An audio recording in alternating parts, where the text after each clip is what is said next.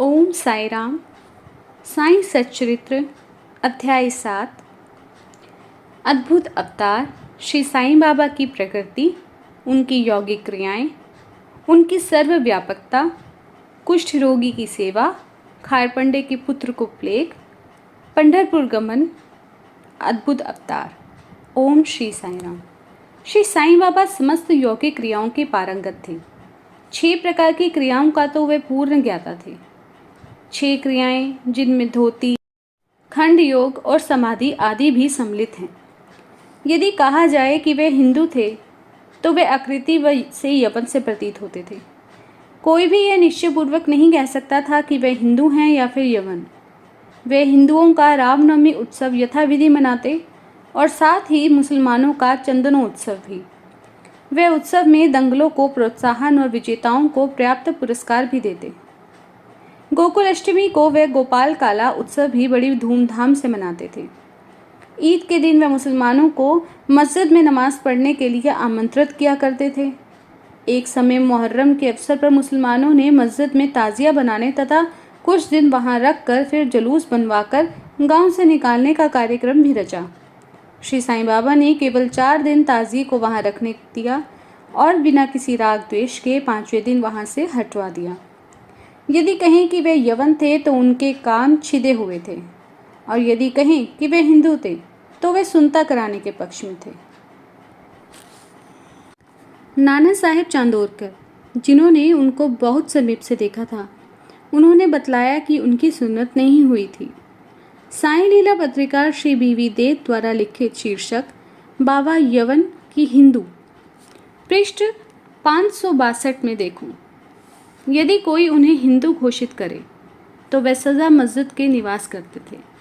यदि कोई यवन कहे तो वे सदा वहां धुनी प्रज्वलित रखते थे तथा अन्य कर्म जैसे इस्लाम धर्म के विरुद्ध हैं, चक्की पीसना, शंख घंटा नाद, होम आदि कर्म करना, अन्नदान और अर्घ्य द्वारा पूजन आदि सदैव वहां चलते रहते थे। यदि कोई कहे कि वे यवन थे तो कुलीन ब्राह्मण और अग्निहोत्री भी अपने नियमों का उल्लंघन कर सदा उन्हें साष्टांग नमस्कार किया करते थे। जो उनके स्वदेश का पता लगाने गए उन्हें अपना प्रश्न ही विस्मृत हो गया और वे उनके दर्शन मात्र से ही मोहित हो गए। अस्तु इसका निर्णय कोई नहीं कर सका कि यथार्थ में साईं बाबा हिंदू थे या यवन। इसमें आश्चर्य ही क्या है। जो अहम व इंद्रिय जन्य सुखों को तिलांजलि देकर ईश्वर की शरण में आ जाते हैं, तब उसे ईश्वर के साथ अभिन्नता प्राप्त हो जाती है। उसकी कोई जाति पाति नहीं रह जाती। इसी कोटि में श्री साईं बाबा हैं। वे जातियों और प्राणियों में किंचित मात्र भी भेदभाव नहीं रखते। फकीरों के साथ वे आमिष मछली का सेवन कर लेते हैं। कुत्ते भी उनके भोजन पात्र में मुंह डालकर स्वतंत्रतापूर्वक खाते थे, परंतु उन्होंने कभी कोई आपत्ति नहीं की। ऐसा अपूर्व और अद्भुत श्री साईं बाबा का ही अवतार है।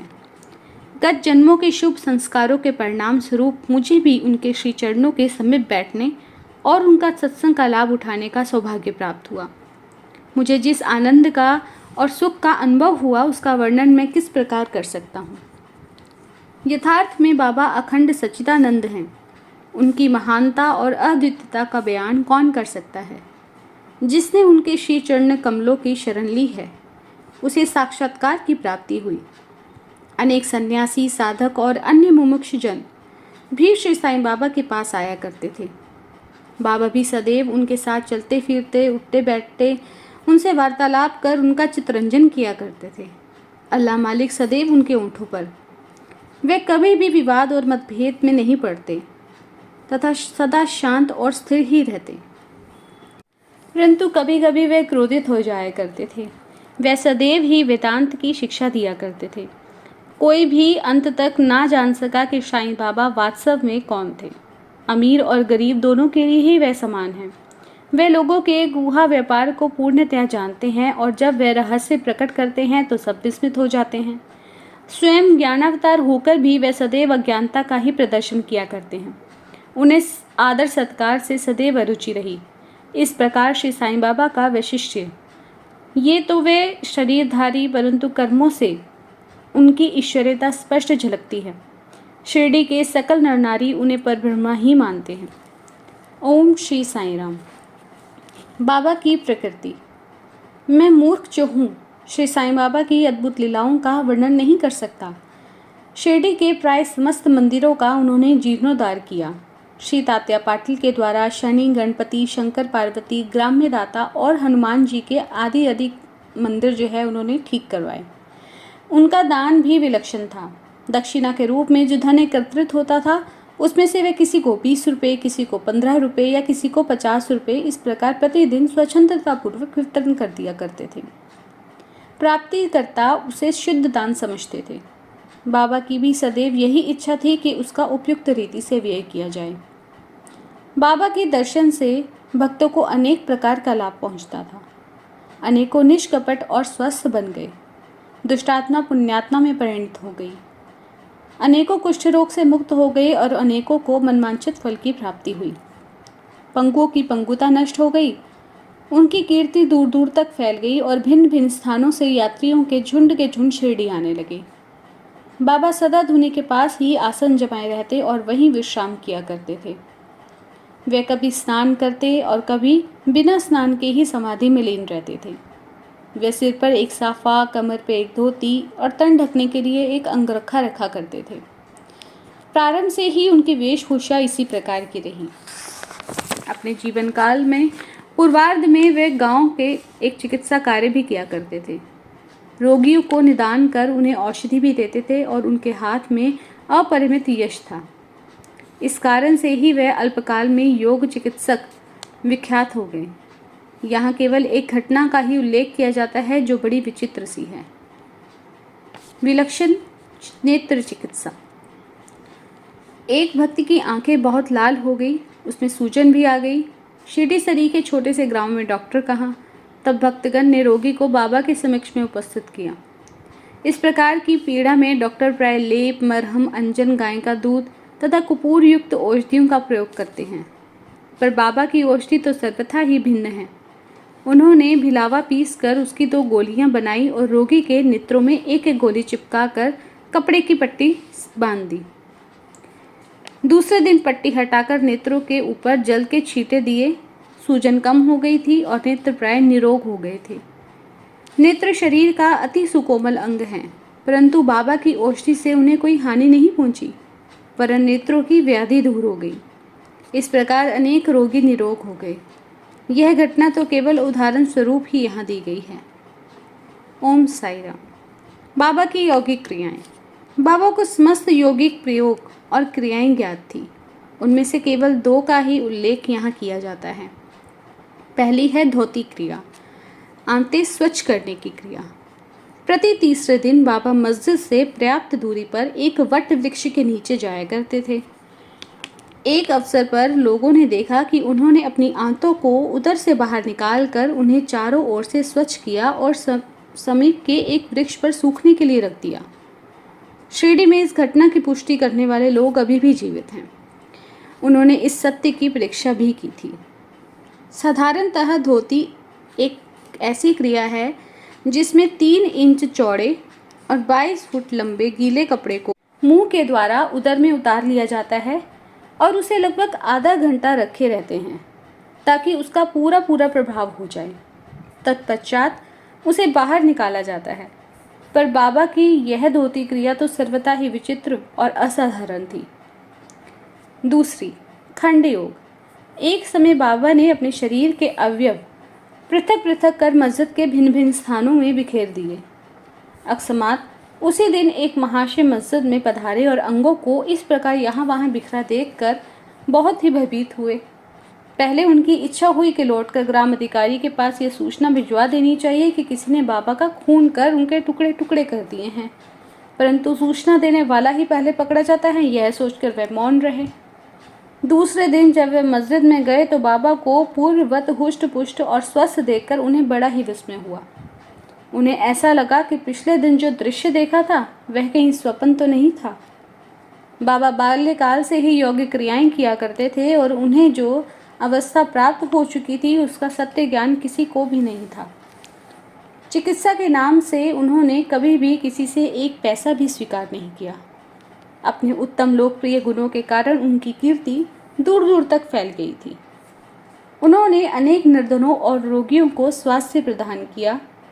इस प्रसिद्ध डॉक्टर के डॉक्टर यानी मसीहों के मसीहा ने कभी अपने स्वार्थ की चिंता ना कर अनेक विघ्नों का सामना किया तथा स्वयं असहनीय वेदना और कष्ट सहन कर सदैव दूसरों की भलाई की, उन्हें विपत्तियों में सहायता पहुंचाई। वे सदा पर कल्याणार्थ चिंतित ही रहे। ऐसी ही एक घटना नीचे लिखी जाती है जो उनकी सर्वव्यापकता तथा महान दयालुता की द्योतक है। ओम श्री साईं राम। बाबा की सर्वव्यापकता और दयालुता। सन 1910 में बाबा दीपावली के शुभ अवसर पर धुनी के समीप बैठे हुए अग्नि ताप रहे थे तथा साथ ही धुनी में लकड़ी भी डालते जा रहे थे। धुनी प्रचंडता से प्रज्वलित हुई थी। कुछ समय पश्चात उन्होंने लकड़ियां डालने के बदले अपना हाथ ही धुनी में डाल दिया। हाथ बुरी तरह से झुलस गया। नौकर माधव और माधवराव देशपांडे ने बाबा को धुनी में हाथ डालते देखकर तुरंत दौड़कर उन्हें बलपूर्वक पीछे खींचा। माधवराव ने बाबा से कहा, देवा, आपने ऐसा क्यों किया? बाबा सावधान होकर कहने लगे कि यहाँ से कुछ दूरी पर एक लुहारिन जब भट्टी झोंक रही थी, उसी समय उसके पति ने उसे बुला लिया। कमर से बंधे हुए शिशु का ध्यान छोड़ वह शीघ्रता से दौड़ी। अभागे वह शिशु फिसलकर भट्टी में गिर गया। मैंने तुरंत भट्टी में हाथ डालकर उस शिशु के प्राण बचा लिए। मुझे अपना हाथ जल जाने का कोई भी दुख नहीं, परंतु मुझे संतोष है कि एक मासूम शिशु के प्राण बच गए। ओम श्री साईं राम। कुष्ठ रोगी की सेवा। माधवराव देशपांडे के द्वारा बाबा का हाथ जल जाने का समाचार पाकर श्री नाना साहेब चांदोरकर बम्बई के सुप्रसिद्ध डॉक्टर श्री परमानंद के साथ दवाइयाँ, लेप, लिंट तथा पट्टियाँ आदि साथ लेकर शीघ्रता से शिरडी को आए। उन्होंने बाबा से डॉक्टर परमानंद को हाथ की जांच करने और जले हुए स्थान में दवा लगाने की अनुमति मांगी। यह प्रार्थना अस्वीकृत हो गई। हाथ जल जाने के पश्चात एक कुष्ठ रोगी भक्त भागोजी शिंदे उनके हाथ पर सदैव पट्टी बांधते थे। उनका कार्य था प्रतिदिन जले हुए स्थान पर घी मलना और उसके ऊपर एक पत्ता रखकर पट्टियों से उसे पुनः पूर्ववत कसकर बांध देना।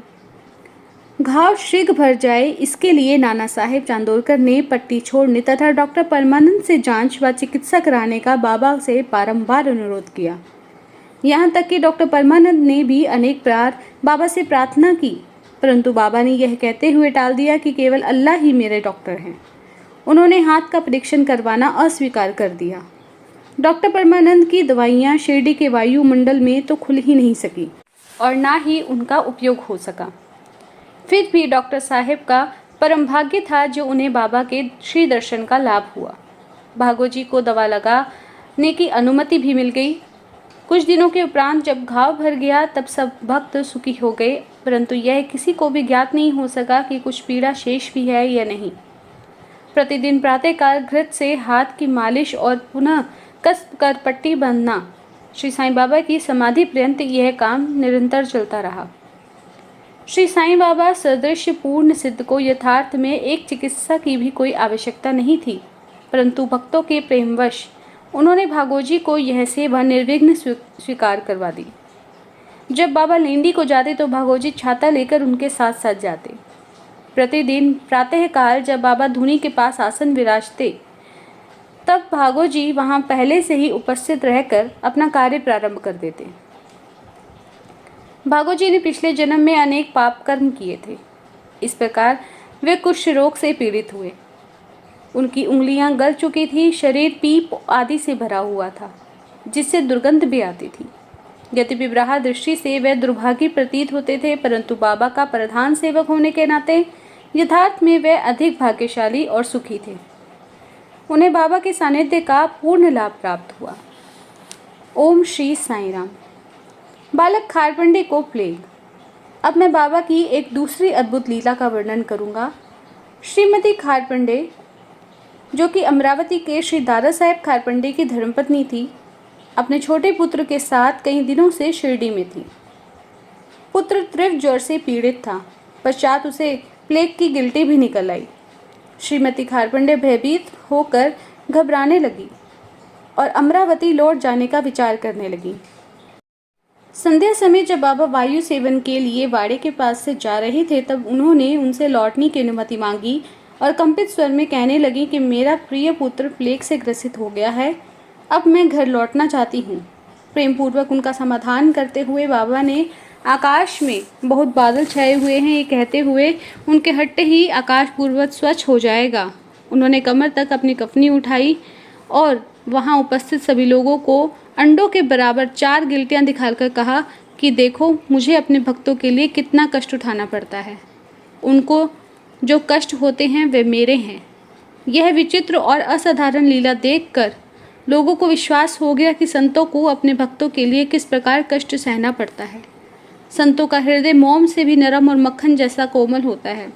वे अकारण ही भक्तों से प्रेम करते हैं और उन्हें अपना निजी संबंधी मानते हैं। ओम श्री साईं राम। पंढरपुर गमन और निवास।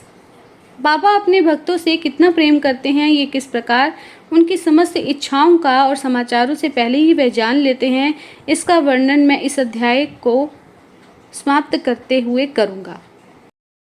पंढरपुर गमन और निवास। बाबा अपने भक्तों से कितना प्रेम करते हैं और किस प्रकार उनकी समस्त इच्छाओं तथा समाचारों को पहले से ही वे जान लेते थे, इसका वर्णन मैं करते हुए इस अध्याय को समाप्त करूँगा। नाना साहेब चंदोरकर बाबा के परम भक्त थे। वे खानदेश में नंदूरबार के मामलतदार थे। उनका पंढरपुर को स्थानांतरण हो गया और श्री साईं बाबा की भक्ति उन्हें फलदायी हो गई, क्योंकि उन्हें पंढरपुर जो कि बैकुंठ सदृश ही समझा जाता था, उसमें रहने का अवसर प्राप्त हो गया। नाना साहेब को शीघ्र ही कार्य संभालना था, इसलिए वे किसी को भी पूर्व पत्र या सूचना दिए बिना ही शीघ्रता से शिरडी को रवाना हो गए। वे अपने पंढरपुर में अचानक ही पहुंचकर अपने ठिठोबा को नमस्कार कर फिर आगे प्रस्थान करना चाहते थे। नाना साहेब के आगमन की किसी को भी पूर्व सूचना नहीं थी, परंतु बाबा से क्या ही छिपा था, वे तो सर्वज्ञ हैं। जैसे ही नाना साहेब नीम गांव पहुंचे, बाबा पास बैठे हुए मालसापति, अप्पा शिंदे और काशीराम से वार्तालाप कर रहे थे। उसी समय मस्जिद में स्तब्धता छा गई और बाबा ने अचानक ही कहा, चलो चारों मिलकर भजन करें। पंढरपुर के द्वार खुले हुए हैं, यह भजन प्रेम पूर्वक गाएं। सब के सब भजन गाने लगे। बाबा गाते जाते और भक्तगण उसे दोहराते जाते। कुछ समय में नाना साहेब ने वहां सुकुटुंब पहुंचकर बाबा को प्रणाम किया। उन्होंने बाबा से पंढरपुर पधारने तथा वहां निवास करने की प्रार्थना की। पाठकों, अब इस प्रार्थना की आवश्यकता ही कहाँ रह गई थी। भक्तगण ने नाना साहेब को बतलाया कि बाबा पंढरपुर वास के भाव में पहले से ही थे। यह सुनकर नाना साहेब द्रवित हो श्री चरणों पर गिर पड़े और बाबा की आज्ञा ली। उदी तथा आशीर्वाद प्राप्त कर वे पंढरपुर को रवाना हो गए। बाबा की कथाएं अनंत हैं। अन्य विषय जैसे मानव का जन्म का महत्व, बाबा का भिक्षावृत्ति पर निर्वाह, बायजाबाई की सेवा तथा अन्य कथाओं को अगले अध्याय के लिए शेष रखकर अब मुझे यहाँ विश्राम करना चाहिए। ओम साई राम। ओम श्री सद्गुरु साईनाथ धर्मस्तु। शुभम भवतु। अध्याय 7 समाप्ति।